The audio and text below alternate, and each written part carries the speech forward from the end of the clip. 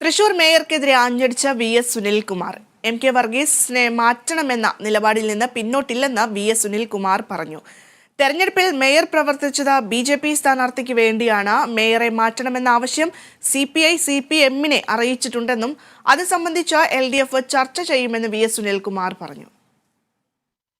ആയിരക്കണക്കിന് കോടിയുടെ വികസന പ്രവർത്തനം നടത്തിയിട്ടുള്ള ഇടതുപക്ഷത്തിൻ്റെ MLA ആയിരിക്കുന്ന സമയത്ത് നടത്തിയിട്ടുള്ള ഞാനിവിടെ മത്സരിക്കുമ്പോൾ ഇടതുപക്ഷ ജനാധിപത്യ മുന്നണി സ്ഥാനാർത്ഥി നടത്തിയ വികസന പ്രവർത്തനത്തെ പറ്റി പറയാതെ NDA സ്ഥാനാർത്ഥിയുടെ മഹിമയെക്കുറിച്ച് പറയാമെന്ന് പറയുന്നതാണ് NDAക്ക് വേണ്ടി പ്രവർത്തിക്കുക എന്ന് പറയുന്നത്. അത് അദ്ദേഹം നിർവഹിച്ചിട്ടുണ്ടല്ലോ.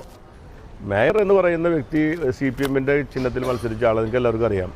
അദ്ദേഹം സ്വതന്ത്രനായി കോൺഗ്രസ് റിബലായിട്ട് മത്സരിച്ച് ഒരു പ്രത്യേക ഘട്ടത്തിൽ രാഷ്ട്രീയ തീരുമാനമെടുത്ത് അദ്ദേഹത്തെ ഇടതുപക്ഷത്തിൻ്റെ ഭാഗമാക്കി മാറ്റിയതാണ്. അതൊരു ജെന്റിൽമാൻ അഗ്രിമെൻ്റാണ്.